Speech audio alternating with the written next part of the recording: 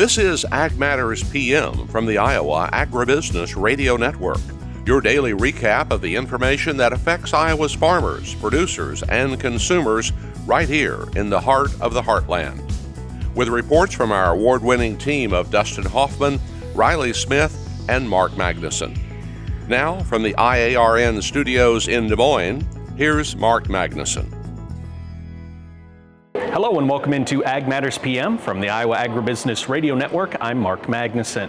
Today I'm at CattleCon 2026 in Nashville, Tennessee, the Cattle Industry Convention, and I will be joined on the show today by Jacob Burks of agmarket.net to break down our closing markets.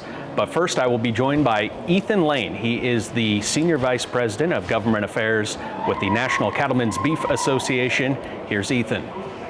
Mark Magnuson for the Iowa Agribusiness Radio Network, and I'm joined today by Ethan Lane. He is the Senior Vice President of Government Affairs with the NCBA, and we are here today at CattleCon, the Cattle Industry Convention. Ethan, thanks for taking the time to join me here today. And I know that you have a lot going on at all times when it comes to these issues, but what's the one that you seem to be talking about the most with people right now? You know, I think right now in this building, it's generally New World screwworm. I mean, everybody's sort of hearing about it, and they're looking at that southern border. They're hearing about those cases. That's definitely kind of a big focus. But regionally, you have these issues that are always going to be kind of at the top of mind for producers. You know, our producers out west and in the Great Lakes are really focused on gray wolf delisting right now. They're having massive wolf problems across the country in those apex predator areas. You know, market conditions and some of the stuff that we saw in the fall, you know, with cattle markets, still a hot topic of conversation. You know, trade is something that we're hearing a lot about with that Chinese market still locked out. A lot of producers looking for what that means for exports in the Trump tariff initiatives and where we're going to see some new business maybe, and is there going to be any other risk out there? So top line issues for sure, but the beauty of 44 state affiliates is everybody comes with their own top priorities, and that's what drives the agenda here in the building, and so we kind of see those play out in real time. And in the state of Iowa, I think, as it was probably in every state, those marketing issues that you talked about from earlier in 2025 and kind of the pushback between the importation of cattle from another country and what that would do to producers here in the United States and in Iowa. I guess, have things settled down from that at all yet, or is it still kind of a choppy water situation? You know, I think things have settled down a little bit. I think it's been helpful that the administration has moved on to talking about some other things. And you know, that's one of those deals where unless you're in the cattle industry, you don't understand quite how volatile our markets can be and how sensitive they can be to outside voices and outside information, whether that's intentional or not. It has major ripple effects, right? And so I think that was what producers were really expressing the most frustration about. That expression in the fall was not, I don't think, mainly about Argentine beef. Certainly they're not a great trading partner and we don't want more of their product, but the real frustration you saw was, gosh, quit saying things that are screwing up our market, and I don't think people realized the damage they were doing. So I think that's been understood better now, and hopefully that's going to be less of a function moving forward. Speaking of ripple effects, for New World screwworm, it's obviously a story that all producers should be following, all people involved in the cattle industry. But when you think about a producer in the state of Iowa, why is it so important for them to still be paying attention to what's happening on the southern border with New World screwworm? Well, I think what we see anytime there are extraordinary circumstances in the U.S. cattle and beef supply chain is that cattle move differently. And choices are made on where to send calves and where things can be processed that are going to meet value-added program specifications or whatever else, and that is always going to come through Iowa in one way or another. There are too many high-quality cattle being produced in the state of Iowa for that to not be a player in those conversations, whether that just be price implications from that, right, or differences in supply of cattle or where they're coming from. But certainly, I mean, I buy beef from a farmer in Virginia, and what he does in harvest and process there goes to Iowa, right? So, I mean, in some cases, that's just always going to be part of the conversation. So I don't think anybody gets a pass on paying attention to New World screwworm, even if they can kind of look at the landscape and say, we're probably not going to have it. And that's probably true, but there are still going to be those implications that producers are going to need to pay attention to. So much like the cattle that move across the border. It moves within the United States as well. Just everyone should be thinking about it at all times. And when it comes to the New World screwworm situation right now, where are we? Because I was thinking at the end of 2025 that potentially we might be hearing more about the border reopening. Well, we've had these cases continue to pop up, and that, I would assume, has put the brakes on everything a little bit. I don't want to pontificate on what the secretary and her team might be seeing on the ground that is more detailed than the reports that we're getting.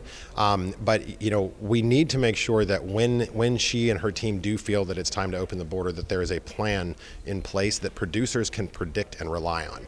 What we need to make sure we avoid is any kind of a surprise opening or a big pent up kind of suspenseful opening. That is going to cause more harm than it is going to do good. So I think that there's going to be a need for a real defined plan, but in the meantime, the focus is really on managing these plans as they move forward for what movements are going to look like once screwworm is here, right? How are we going to move cattle not just inside of a state, but how are we going to move cattle between states? And how are we going to get them to packing plants, and what are those processes going to look like?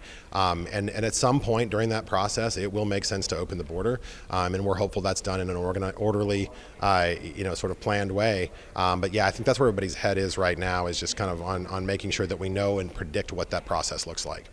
And you had alluded to it a little bit earlier about the situation with beef and China. And I had talked with Dan Hallstrom of U.S. Meat Export Federation here today, and he had mentioned, looking at the November numbers, still very good for beef, but there is that one hole, and it's China. So what do we need to be thinking about what needs to be done next to make this situation go in the direction we need it to?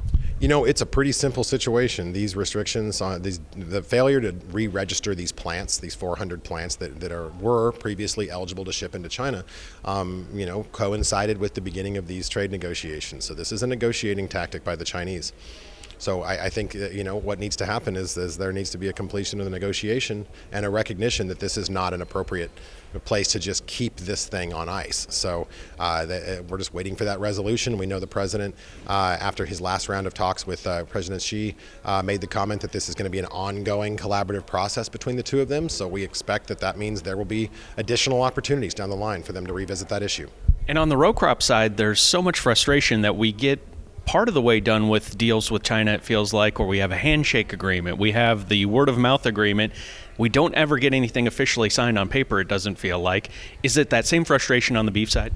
I think that trade deals, people are watching trade deals that don't always watch trade deals. That's maybe the best way to say it. There is a lot of detail, and while you can agree in principle, as they have on a variety of these things, the devil is always in the details, truly. And these are food crops. These are things that are very emotional to the producers in all of the countries that are producing them, right? We're not talking about toilet paper going back and forth. We're talking about people's livelihoods. We're talking about their family. We're talking about their culture. And so they're very protective of that. And it means that governments proceed very carefully when they're walking through these things. So we expect we're always going to be a hot button in those conversations.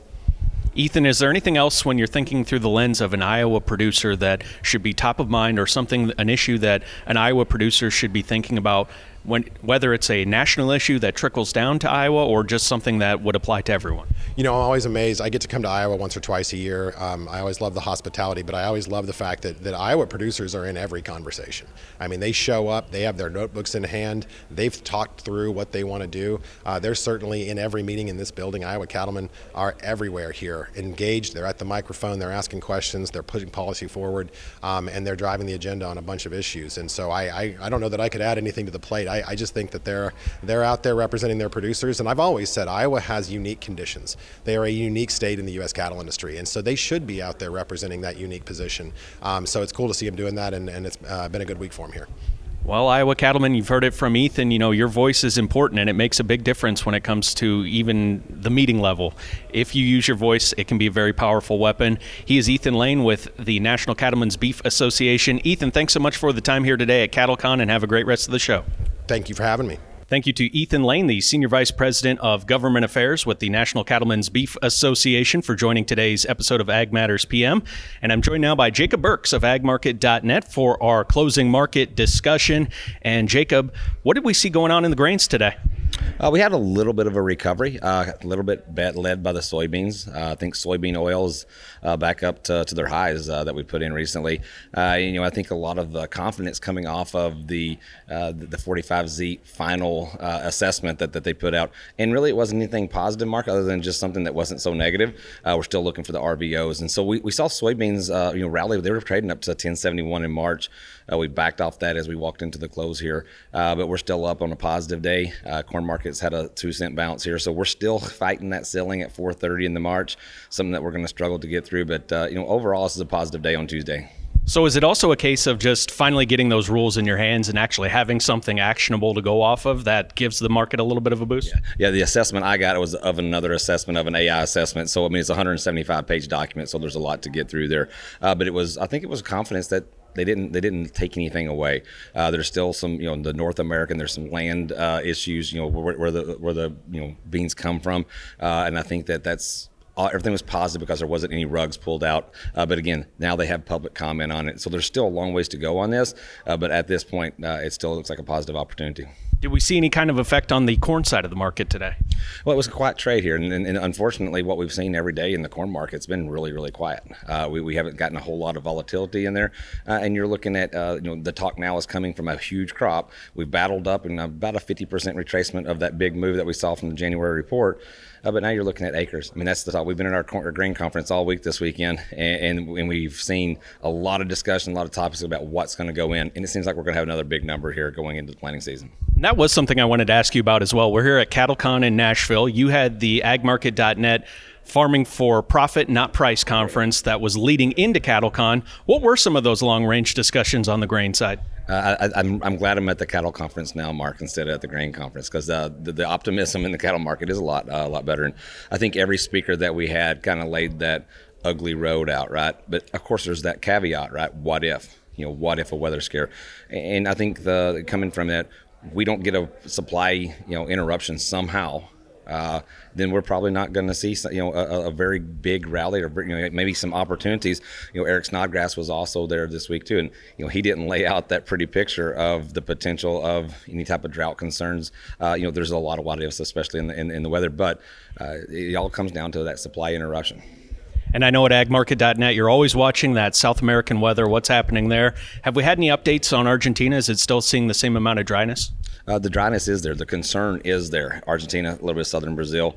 I'm geographically challenged at times, and as Eric laid it out, a very good what happens to happen for that dryness to stay there and be concerned. I looked at just before I left. The precipitation coming into the forecast in Brazil and Argentina seems to be adequate. So now you're almost looking for the opposite of that is, hey, can Safrinha get slowed down planting? They're 7% planted behind 11% last year. So now can we delay harvest enough that we don't get the Safrinha crop in? Now, I think that's a bigger potential opportunity for price rally than seeing the dryness become too big of a concern in Argentina. Bouncing back to today's market action, what happened on the livestock side of the trade with cattle and hogs? It was another strong day, another very resilient day. Last week we saw hogs fall off. Again, this week we're up another buck again today. Just in the face of what we thought was going to be a pretty good correction in the hog market, they're starting to bounce. You look at feeder cattle, they're up, I believe $1.50 or so when we came on air here, and as we're going into the close. But I would say that your cattle are what I would consider looking for another gap. They're gap seeking right now. We've been through there. It looked like a mile away just not too long ago. And now all of a sudden you're looking at the April contract, searching for that 247 number where that gap starts. And from a technical standpoint, I think there's an opportunity. From a fundamental, there's nothing screwed up here that says that, hey, we don't have anything different. It's all about that demand and how we can continue to eat it, continue to get that stuff either shipped out or consumed here domestically. Is there anything that you would have as a takeaway in the cattle inventory report going back to Friday about could be a driver in the marketplace? I think that for the dairy guys, it was a little bit negative. I mean, you saw the build there in the inventory report. You saw that a little bit of a build in the dairy world. You look at what we knew was going to happen was probably going to see the smallest inventory of cattle that are possible. In the heifers, you're starting to see a little bit of a retention. But Ross Baldwin at our meeting yesterday made a very good point. We don't have to get back all the way to the inventory report. We've fed cattle beef enough. I would all in all consider that a bullish report. But I think it did tell us that, hey, we are starting to rebuild a little bit, but it's still going to be hard as the cattle prices are this high to see that good, solid, strong rebuild of the herd. And you're getting ready. I know we're hanging out waiting for the trade show to begin here at CattleCon coming up in a little bit. But like you mentioned, everyone here at the show so far just has a little bit of a bounce in their step, and really just talking about the last year and that profitability. And I guess just excited for the future right now based on what we're seeing in the markets. It is. It's an opportunity for growth. It's an opportunity for a cow-calf guy to really make some life-altering changes and make put a point to where profitability is a strong one, and it looks like it can be continued. It looks like these guys really have the ability to expand, and I think that whether you're old or young, and we know that the dynamics of demographics of what we're seeing in the cattle industry. And we were on a bus the other day with some young guys, and it was really, really fun to talk to these younger guys, that this younger generation is excited about something. They're not seeing the doldrums of what ranching has been or is at times. They're looking at the opportunities of it. So that was a very positive thing to see. And when you walk around, you do see a lot of young people here. And at the same time, we've also heard a lot at the conference so far about, hey, that something in the ag world's not going to last forever. So there's always something to be thinking about in the back of your mind. And to that point, Jacob, I know you have a lot of great resources and information at agmarket.net. What's the best way for our viewers to get a hold of that information? It's kind of in our name, agmarket.net. We encourage guys to go to agmarket.net, and we have a 30-day free trial. And on that 30-day free trial, you're going to get access to everything that we have. On our grain side of things, we have a really good tool in the app that lets us look at the profitability. And we preach profitability. You also get all of our intel, too. Twice a week, Ross Baldwin writes the cattle report. He does an excellent job there informing. And so we have just a ton of information that goes out. And also, we would encourage you to contact one of our brokers to walk you through all this information and give you some help. Jacob Burks with agmarket.net, my guest here for the closing markets today. Jacob, thanks for the time. Always appreciate it, and have a great rest of the CattleCon convention. Mark, thanks for having me. I appreciate you guys. Thank you to Jacob Burks of agmarket.net for joining today's show for our closing markets. Let's take a look at the closing market numbers, and you can find that information anytime on our website at iowaagnet.com. March corn closes up 2 3/4 at 428.5. March soybeans up 5.5 at 1065 3/4. March soybean meal down 260 at 291.90. Soybean oil for March up $1.29 at $54.49. Chicago wheat up a penny at $5.28 3/4. Minneapolis wheat down 3 cents at $5.69. Kansas City hard red wheat down a half cent at $5.34 3/4. March oats up 4 cents at $3.04 3/4. On the Merc, February live cattle up $2.15 at $240.33. March feeder cattle up $1.58 at $367.93. February lean hogs up 80 cents at $88.50. February pork cutout up $1.30 at $99.25. Class 3 milk down 3 cents at $15.32. That wraps up our closing market coverage for today and brings us to the end of today's show.